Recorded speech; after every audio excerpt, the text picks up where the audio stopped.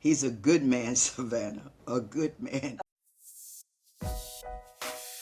Welcome back to Faye's Place, a podcast where dreamers have the liberty to dream. I'm your host, Phaedra, and I am so excited that we have this time to dream together. From the stage to the screen, today's guest continues to build her successful career by telling stories that matter. She studied as a pre-med student, received her MFA in theater from UCLA, and is a true advocate for social justice.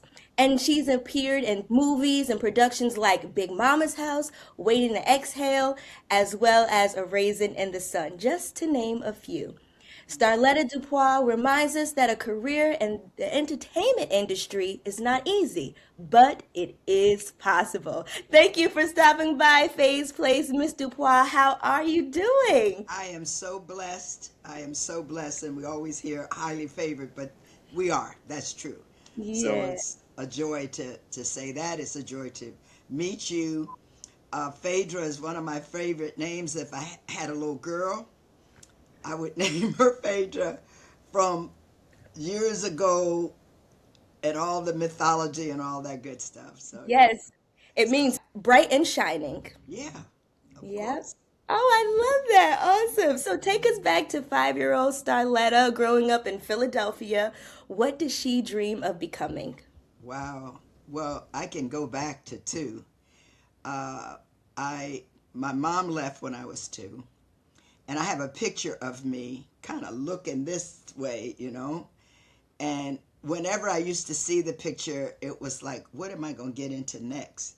And then I thought about it over time, and I realized I was trying to figure out how to survive. I didn't know what was going to happen, but I had my grandma, and that was my saving grace.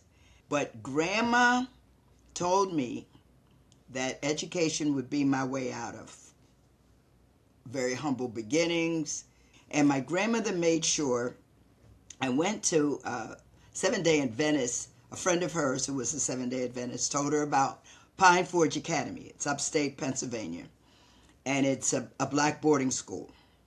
And my grandmother was a nurse, so of course I wanted to be like her. So I was going to go to nursing school when I got out of Pine Forge. So I got accepted at Harlem Hospital School of Nursing in New York. And I should have known then that I had one foot in show business door as a model. But there was a lady that used to come from Philadelphia, Marion Sujet, and she would come down for us to do theater. We had the drama society. I did a play called Ennui's Medea, and the light bulb went on for me. I knew then that was what I was given to do. I feel as an artist, I'm really as much a healer as I would have been practicing medicine, Yes, I agree. because if we're able to make you laugh, cry, think, go away, and also for you to escape those few hours, that period of time, then yes, we're doing what we're given to do. And I gambled on myself. I worked my way through college. I told the dean when I came down there I wasn't 18 years old, 19 years old trying to escape, away from parents. I knew I was driven by that time. I love that you said that you gambled on Starletta. I know you often say that. hmm So talk about how it is important for people who are pursuing their dreams to gamble on themselves.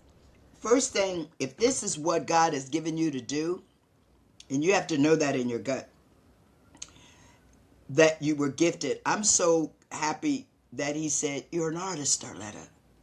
Now what you gonna do? And even my father would tell me, well, you have an education, why are you struggling? I said, I'm not struggling, I'm doing what I love. And it's important because at the very least, first thing, don't give up on your dreams. You're the only one that can step on your dream if you quit. Haters and naysayers, you're going to always have people tell you what's impossible. When I told them I was going to be an actor, they said, girl, are you crazy? You have a degree in biology. you can get a scholarship and go to med school. I said, okay, yeah, I understand that. And all that I've studied or done has been an education for whatever I'm doing now. Nothing is ever wasted. That's the part they should know. And you have to be encouraged, because you're going to find out if you have the chops, the gift to do this. You're going to find out by taking classes, because people tell me, yeah, I want to be an actor. So I said, well, where are you studying? Oh, no, I'm not studying anyway. It's just going. I say, boo, we make it look easy. Right. Because we've been doing the same midnight hours studying in the dormitory, because I would wait till everybody went to sleep and studied my stuff. And a science major is no joke, because when everybody else is partying outside, you got to go to the labs. So the Yes. discipline of that, and because I had to memorize abstract facts, helps me to memorize my lines easy even to today. Oh, I love it. I Yeah, love it. so I wouldn't, if you find out that this is what you have to do, you will make a way, and you will do the work. You will do the work that allows you to be the best that you can. I love it. Now, when you are looking at roles, what is something that draws you to accepting a certain type of role? Well, I see how it speaks to me, and some things I have to laugh because I'm thinking about Friday After Next. That was just high camp. It was over the top.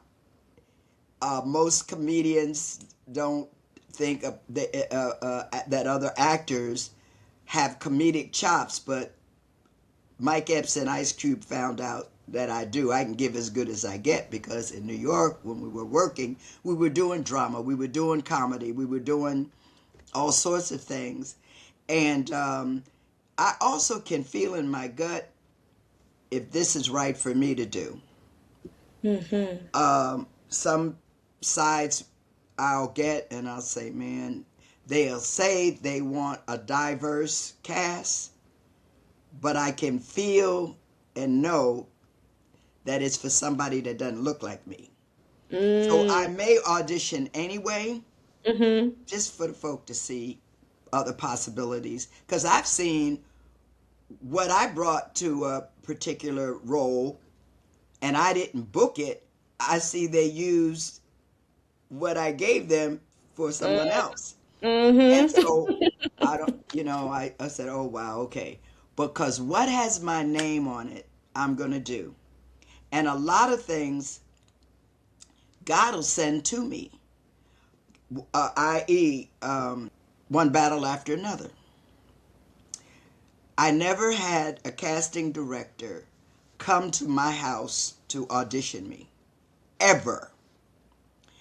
And our casting director, Cassandra, actually she won the Oscar, because it's the first year they had that category. She won because she went everywhere, and the putting the cast together, I it was amazing. And it's also amazing that I decided whether I would be paid fairly or not, that sometimes I will still do the work. Mm. Because here I am, a woman of God. I have watched God's favor.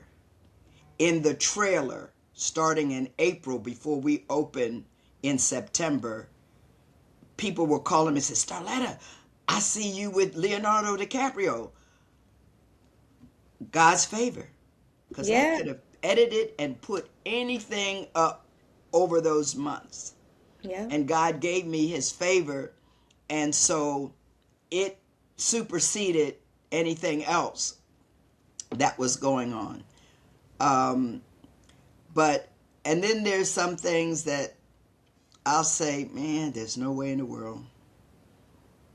It could be right, good for someone else, but not for me. I mean, I've done A Waiting Takes Hell. I hear my line He's a good man, Savannah. A good man. A He just in good man. a bad situation and he's trying to get out of it. Yeah. Well, I wanted to ask you about that. Can you I know from my research that you don't necessarily agree with that advice that you gave Savannah in that yeah, moment. yeah. But what did you do so when you portrayed her, you came from a real place? Well, number one, I read the book, and they were high school sweethearts. And then when they went off to college, probably different places, he hooked up with this girl. She got pregnant, and back in those days, people got married. Um, so, and then of course, he stayed in touch with me. He'll send me a few dollars, you know what I'm talking about. He working mama, and that he's telling me how much he love her and he's trying to get out of the situation. And I knew him from years before. So that's how I was able, with a straight face, Right. because I would never tell a woman to accept being a side piece, as the kids call them now, the other woman, none of that. Now, how do I know? Because I've experienced that myself, and I had to learn to love myself the way God loves me. So I'm not accepting anything that people say I'm not worthy of. I am worthy. And I had to set the bar higher, and say, no, like the young folks say, being thirsty.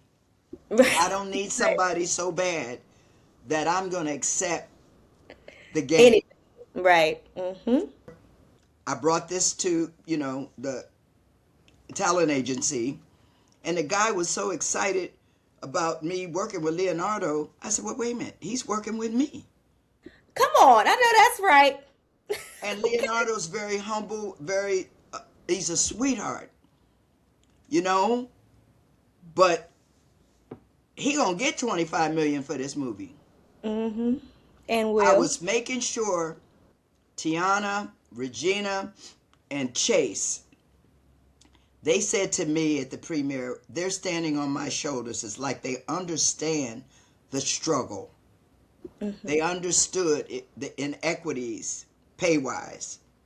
And so I believe that they were paid fairly, because I know Leonardo was, and I know Sean Penn. And then I'm so proud of my grandbaby, Miss Tiana. She wore all Oh, of them guys out. amazing. She is fire.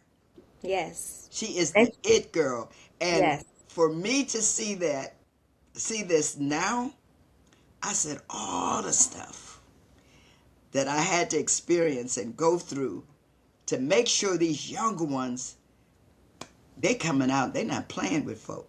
Yeah, and we do thank you. I personally want to thank you for all the sacrifices you have. I was just watching you in a Raisin in the Sun. Oh my gosh, amazing.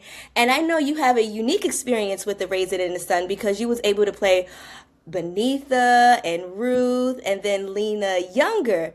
Now, Yes. there's a line that Lena Younger says. She says, "Seemed like God didn't see fit to give a black man nothing but dreams, but he did give us children to make them Ooh, make dreams them dreams worthwhile." worth. Ooh, yes, What do ma'am. you make of that line? Because I watched my father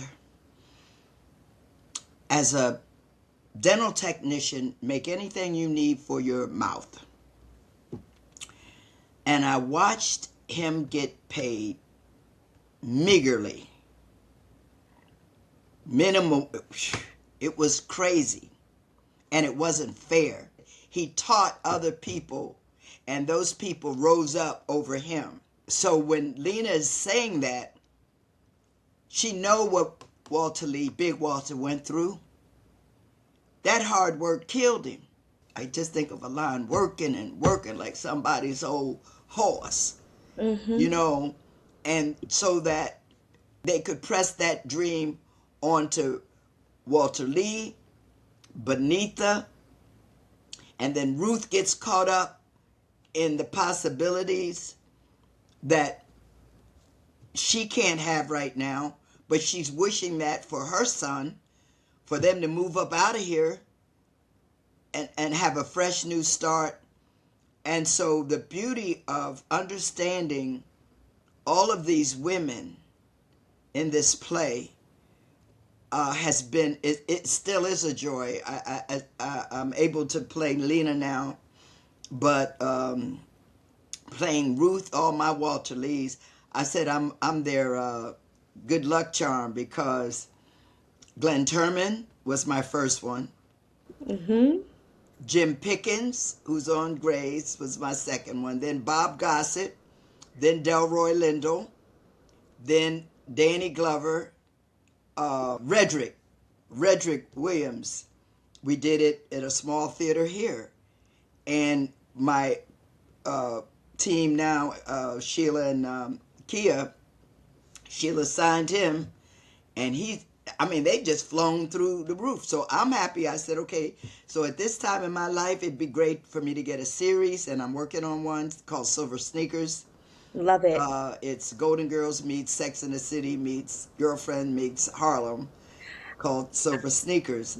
All these women are friends from college and growing up, and we're working on that now. And I will have a boyfriend, because we are older, but we're not dead.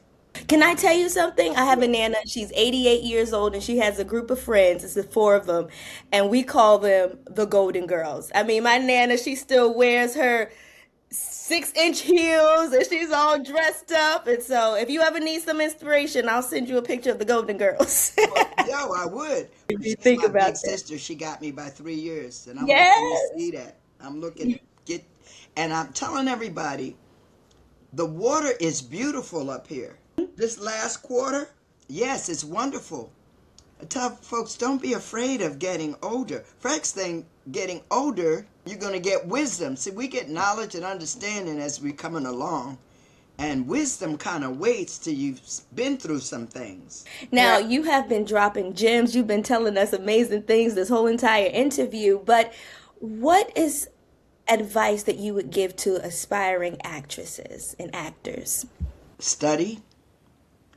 Know this is what you have to do, and do it. And read.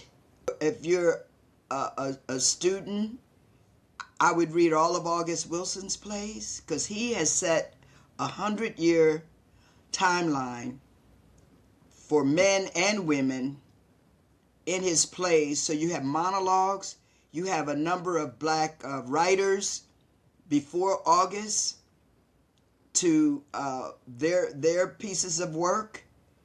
And because if you're in some of these other colleges, you're going to get the other folk, O'Neill, Tennessee Williams. Right, that's if you true. take classes in Shakespeare and all of that, it's all of that's wonderful. But you need to know, if you're a person of color, where you came from, and all these fabulous writers before, Ed Bullins, Richard Wesley, Ron Milner, Stephen Carter. You have so many plays that you can pull monologues from. When I auditioned to get into UCLA, I did a piece from Joan of Arc, a monologue from Joan of Arc, but I also did Tucson from Color Girls, Considered Suicide When the Rainbow Is Enough. That choreo poem is bunches of monologues in there that are just amazing, because people are going to ask you to do that. Or if you're doing scenes, pull from black writers as well as you would pull from any other writers. I went to a PWI, which is a predominantly white institution, and I studied theater. That's what I got my degree in. And like you said, they will definitely push the Shakespeare and Tennessee Williams, but I made it my business to find out African American writers and playwrights as well. So I do appreciate that you said that. And again, we're telling them get as much, because when I went to UCLA, I'd already been nominated. I'd already been working. I was in my 40s. I didn't tell them I was in my 40s. They thought I was in my 20s. Stuff don't crack. Yep, black don't crack. Okay. But I didn't want any favors. I wanted to see if I could hang in there with these 20-some-year-olds and it was no problem. In fact, Maryland State was, I would say, more arduous than UCLA, and getting your MFA is no joke either. Yes. But one of my professors said, well, I had been praised for my bad habits, talking about me getting nominated, okay? Because you're going to have professors who would, if they had gambled on themselves and not been afraid to jump in the water, they would have done it. But Okay. they played it safe for themselves. So, but I told my professor, I left everything at the door. I'm coming in as a sponge, a brand new flat canvas, that I would appreciate you guys painting what it is that I'm to become or to continue. Plus, this is what I'm going to do for the rest of my life, which is why I would want to go back to school and learn as much, even if it's plays, restoration, comedy, all that stuff, even if it's plays that I would not do outside. Also, they did non-traditional casting, because a lot of times you go into these schools, you're the maid or you got a carrying a spear walking across the stage. But they didn't do that. I did one of Shirley Hurley Bailey's plays, All Kinds of Blue, and then from then, I mean, I might have a white husband and a white daughter. I mean, it was no problem. It was just about doing the work. And you have to advocate for yourself, especially if you go to schools. Like even us taking the dialect class. I said, you guys are European. So all of these dialects you already have in your spirit. You need to throw some Caribbean there. Yes. You need to throw some African there. So it would be a stretch for you as it is for me. Again, like I said earlier, what has your name on it, you will get. Nobody can take your role if it's yours. And in New York, we would tell each other about auditions or jobs. If you get it, I'm happy for you that God has something different for me. Now, California is a different animal. Folk are a little more cutthroat, okay? So I've had to go into the bathroom or somewhere down the hall because they talking about everything other than what we're supposed to be here. I remember this with Big Mama's house because I had to audition for all three of the ladies, and this one woman was talking to me about everything. I said, Starletta, just get up out of here because you got to take care of your business. Right. And especially when you know what folks are doing. Mm-hmm. And, or make the room hostile. You just go away to a quiet place, not too far that you can't hear your name called when it's time for you to go into the room. Right. But a lot of stuff now is self-tape and or Zoom. So, yeah, but if it's what you have to do, you got to go for it.